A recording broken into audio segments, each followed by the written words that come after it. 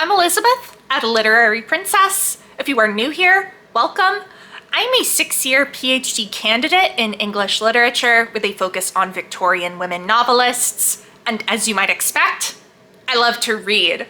Today I have another victober video for you, and it is talking about The Doctor's Wife by Mary Elizabeth Braddon, which is the group read. So I am not participating in the group read because I just read this in August, I think. August? That sounds right. And I read it then because I am writing a dissertation chapter on it. So I thought that it would be fun to talk to you a little bit about what I am focusing on in my dissertation surrounding this book, and just give you a general idea of that. There will be spoilers for The Doctor's Wife in this video, so if you have not read it, you should leave. I don't know how spoilery I'm going to be getting, but if you don't want to know anything, you go. Go now and enjoy the book. It's great. So, having said all that, let's jump in. Now, I had hoped to be consistently working on this chapter throughout the month and have, like, you know, at least 5 pages. I have zero pages at the moment. I have not been working on it at all, obviously.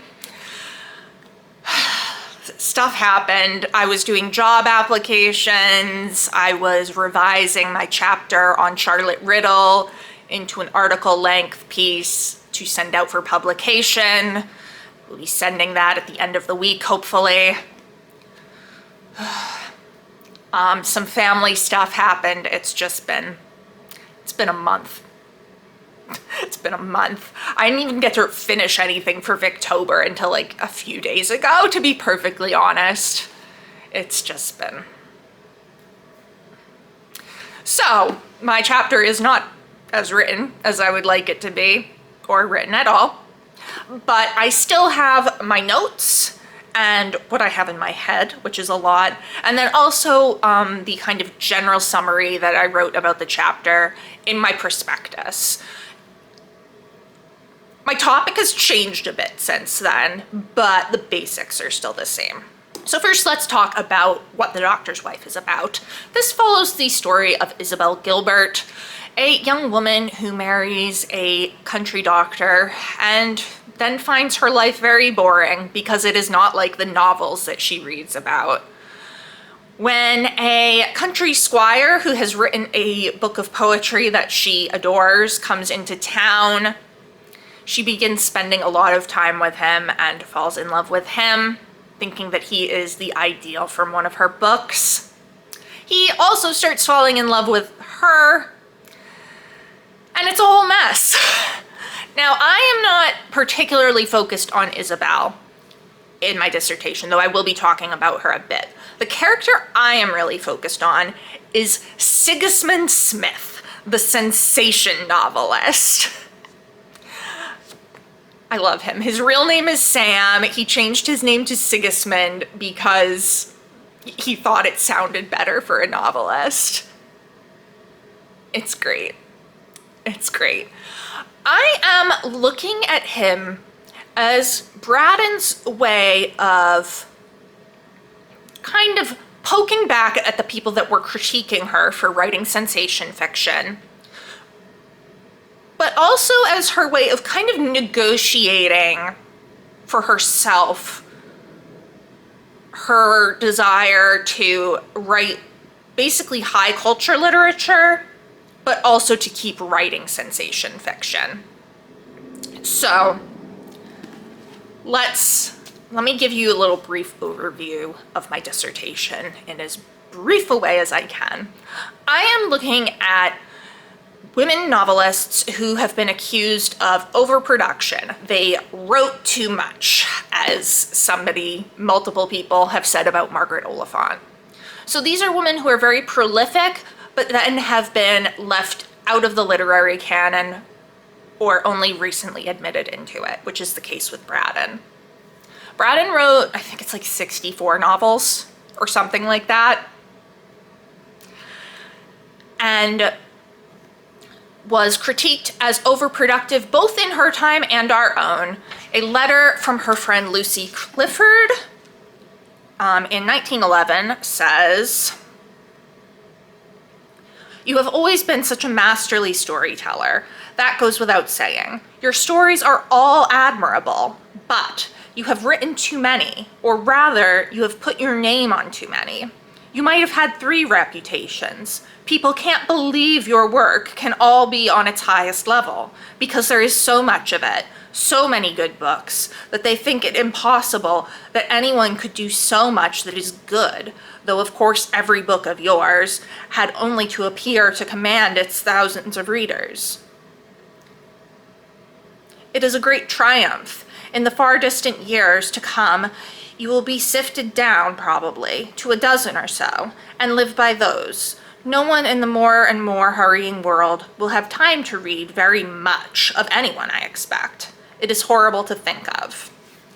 This letter is quoted in Sensational Victorian, The Life and Fiction of Mary Elizabeth Braddon by Robert Lee Wolfe. So this idea of overproduction, keeping women out of the canon and having most of their works ignored.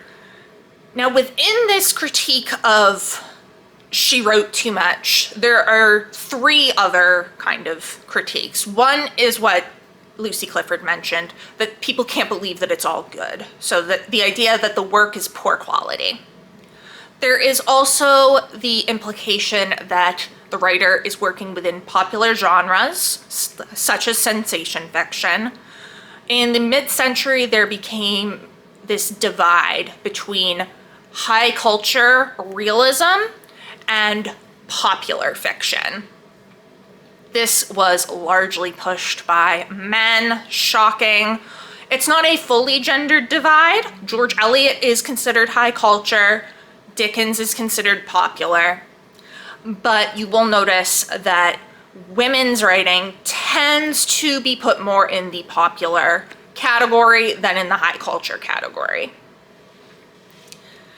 And the women who write quite a lot are almost always put into the popular category, such as Margaret Oliphant, who actually worked within the genre of realism, or the mode of realism, whatever you want to call it, and yet she's still labeled popular. So there is that, and then the other implication is that the author is writing for money instead of to create art, and that made Victorians uncomfortable when it came to women writers, because there was this anxiety about women's professionalization.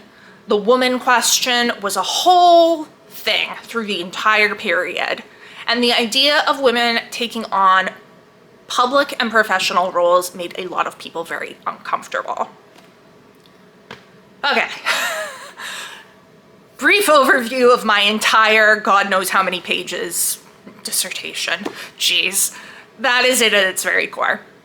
So what does this have to do with The Doctor's Wife? So my chapter on Braddon and The Doctor's Wife is called What the Penny Public Want, Braddon's Double Literary Life. That subtitle might change a bit, but the What the Penny Public Want is definitely remaining in the title. It is a quote from Sigismund. Braddon obviously made her career on her 2 early sensation novels that dealt with bigamy, Lady Audley's Secret and Aurora Floyd. She also was writing a lot of penny dreadfuls in between all of that. She would write to her mentor, novelist Edward Bulwer Lytton, kind of bemoaning the amount of crime and murder and bigamy and adultery that she has to include in her sensation fiction and her penny dreadfuls to get people to buy it. And talk about how she really wanted to write more serious literature. Letter in 1863, she says, "But if I live to complete these 2, meaning Eleanor's Victory and John Marchmont's Legacy, the books she was writing at the time.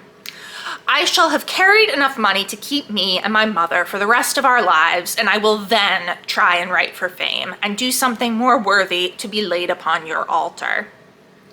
So because of these letters, critics have long thought that she didn't like writing sensation fiction. She only did it for the money. What she really wanted to do was write serious literature. However, she also said in another letter, I want to serve two masters. I want to be artistic and to please you. I want to be sensational and to please moody subscribers. So she does want to write sensation fiction.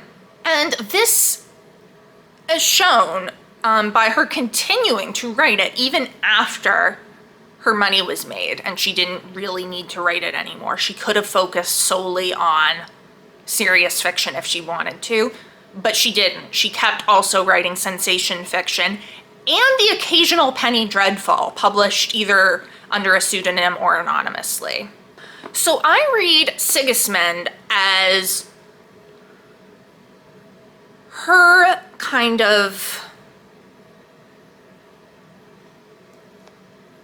negotiation between this enjoyment of writing sensation fiction and this desire, and also the kind of pressure from critics and Bulwer Lytton to write a serious novel. Sigismund has been read as kind of an alter ego. He is a sensation novelist like her. He is highly productive like her.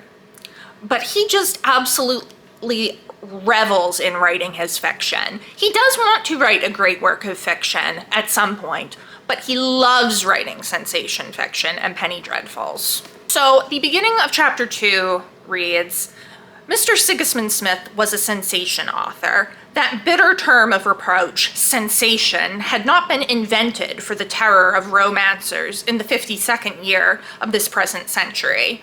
But the thing existed, nevertheless, in diverse forms, and people wrote sensation novels as unconsciously as Monsieur Jourdan talked prose.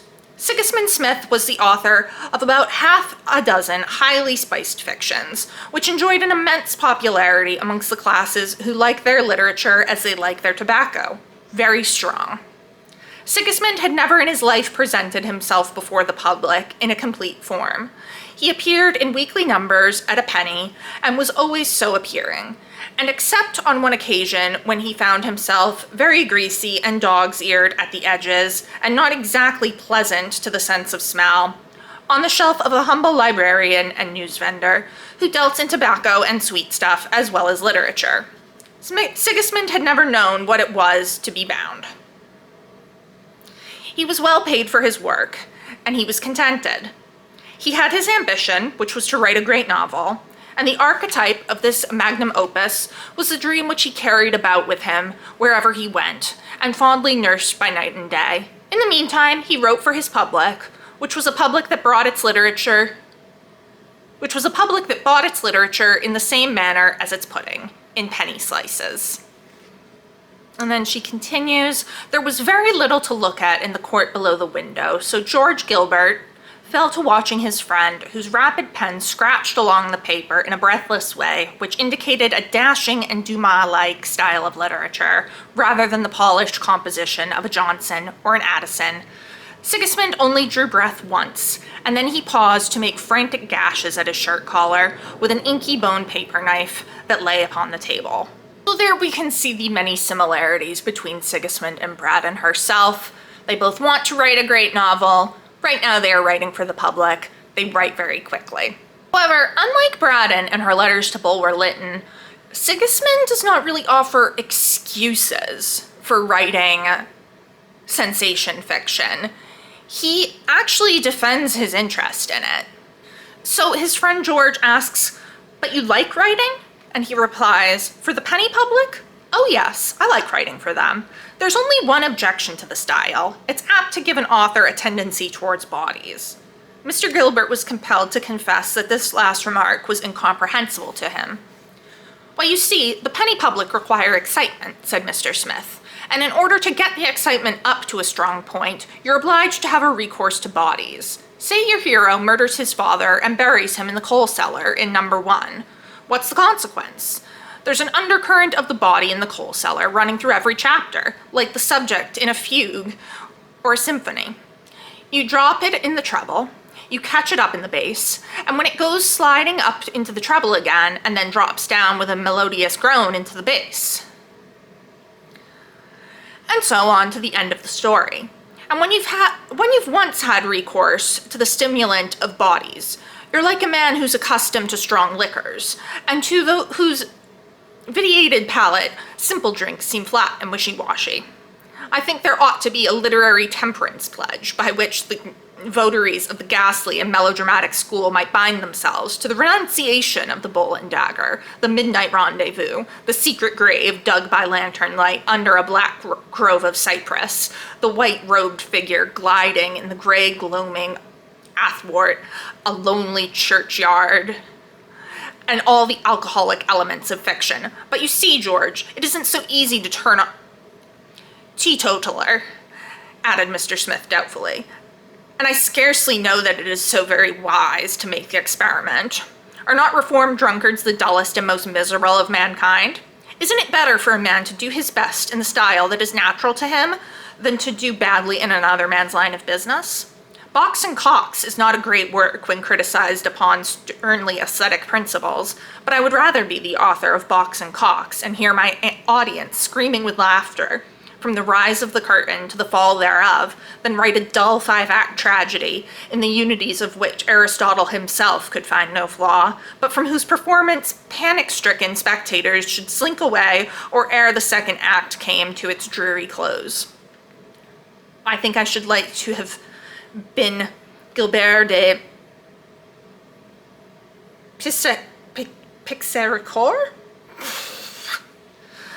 the father and prince of melodrama, the man whose dramas were acted 30,000 times in France before he died, and how many times in England? The man who reigned supreme over the playgoers of his time, and has not yet ceased to reign. Whoever quotes any passage from the works of this person, whose name is, or remembers his name, but to this day his dramas are acted in every country theater.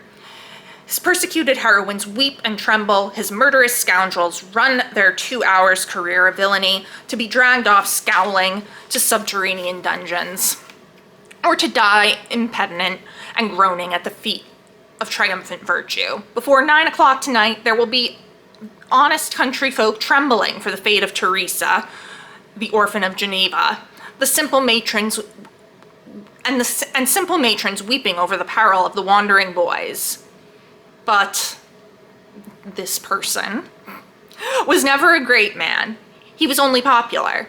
If a man can't have a niche in the Walhalla, isn't it something to have his name in big letters in the playbills on the boulevard?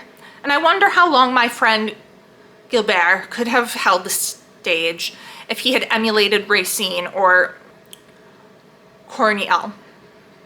He did what it was in him to do, honestly, and he had his reward. Who would not wish to be great? Do you think I wouldn't rather be the author of The Vicar of Wakefield than of Colonel Montefiasco? I could write The Vicar of Wakefield too, but... So he's here defending writing within this genre, saying if this is what a person is good at, why shouldn't they do it? And look, they're very popular and people love them. They're not considered boring like some of the more classic authors of that time were.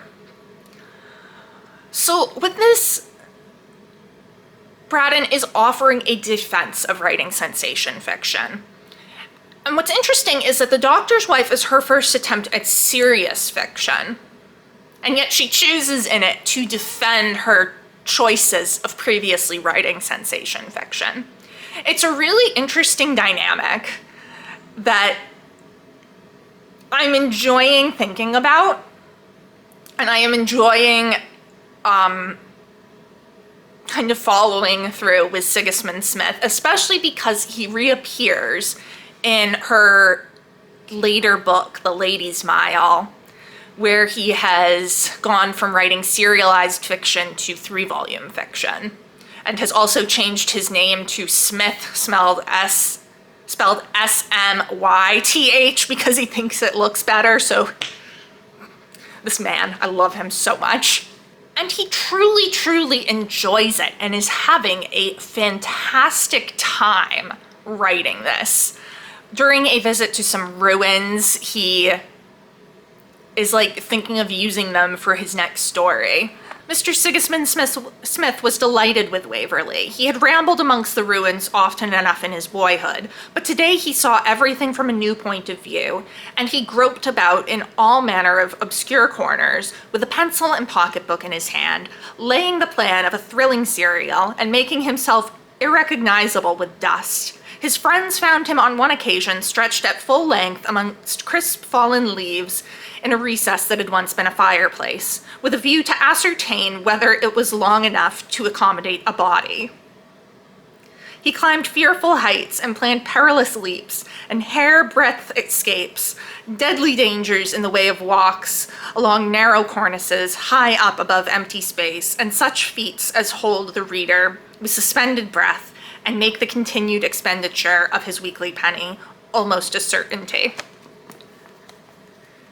He's enjoying himself so much.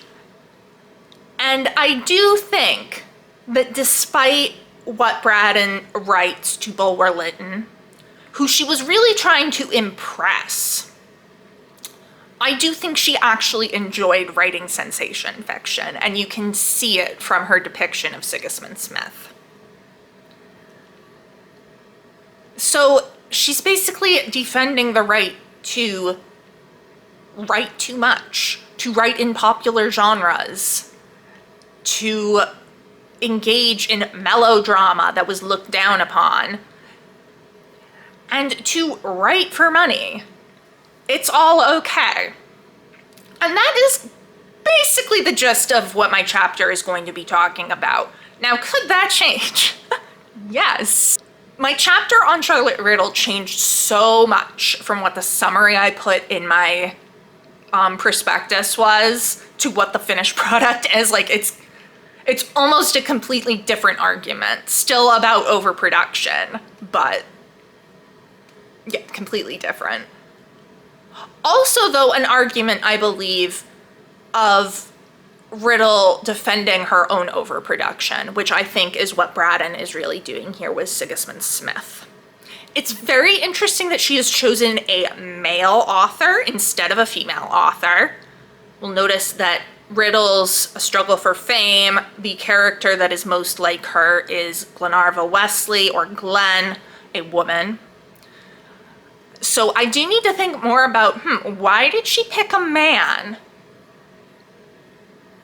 And was it to kind of negate that issue of women's professionalization that was so big at the time? So obviously I still have a lot of thinking to do and a lot of writing. Any writing. But that is kind of basically my argument around the character of Sigismund Smith, who really doesn't need to be in this novel.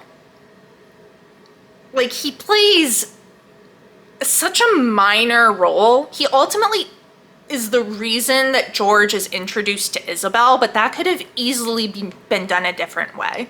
There was no reason for him to be a sensation novelist. He does not have any bearing on the actual plot.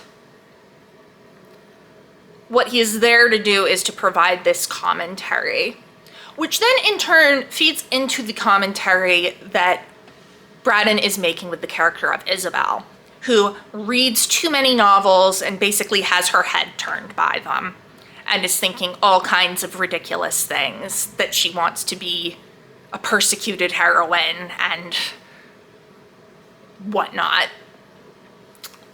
So that was actually one of the biggest arguments against sensation fiction that people were making. Margaret Oliphant wrote that she felt if women read sensation fiction and saw the women of sensation fiction act acting this way, they would then feel, well, that's what a woman's supposed to do, and emulate it. Now, what Braddon does is she has Isabel read not sensation fiction, but works that were considered very respectable. Her favorite author seems to be Dickens. She reads the poets Byron and Shelley, who were considered very high literature. And that is what turns her brain and causes her to have these almost delusions, kind of like Catherine Morland in Northanger Abbey. So by having it be this more respectable literature, Braddon is kind of saying, look, the danger's not with the literature. That's not the problem. The problem is this society doesn't educate girls. We are told that Isabel has a very small, spattering of education that is not particularly useful. So at one point, he's talking to George about Isabel, and he says, she's dreadfully romantic. She reads too many novels. And George is like, too many? And Sigismund replies, yes. Don't suppose that I want to depreciate the value of the article. A novel's a splendid thing after a hard day's work. A sharp practical tussle with the real world. A healthy race on the barren moorland of life. A hearty wrestling match in the universal ring. Sit down then and read Ernest Maltravers or Eugene Aram or The Bride of Lammermoor, and the sweet romance lulls your tired soul to rest, like the cradle song that soothes a child. No wise man or woman was ever the worse for reading novels. Novels are only dangerous for those poor foolish girls who read nothing else and think that their lives are to be paraphrases of their favorite books. The problem is not the novels. The problem is these girls with very little education and really with nothing to do. That is one of Isabel's biggest problems, is she has nothing to do. George, once they're married, won't let her redecorate the house or put her effort into anything that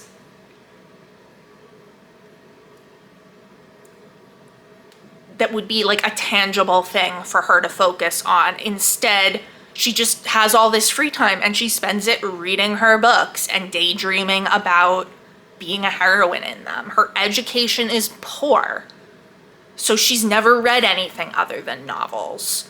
When she does have the chance to read things other than novels, in the library of Roland Lansdowne, the man she starts falling in love with, her mind is better for it. Braddon writes, she, Isabel, took some of the noble folios of the lower shelves of the from the lower shelves of the library and read the lives of her favorite painters and stiff translations of Italian disquisitions on art.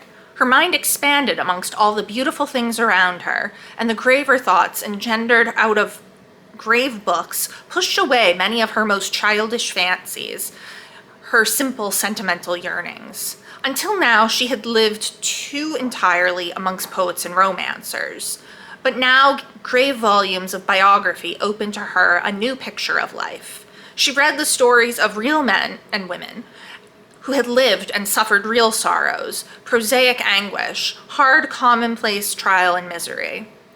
Do you remember how, when young Caxton's heart has been wrung by youth's bitterest sorrows, the father sends his son to the life of Robert Hall for comfort? Isabel, very foolish and blind as compared with the son of Austin Caxton, was yet able to take some comfort from these stories of good men's sorrows. The consciousness of her ignorance increased as she became less ignorant, and there were times when this romantic girl was almost sensible and became resigned to the fact that Roland Lansdowne could have no part in the story of her life.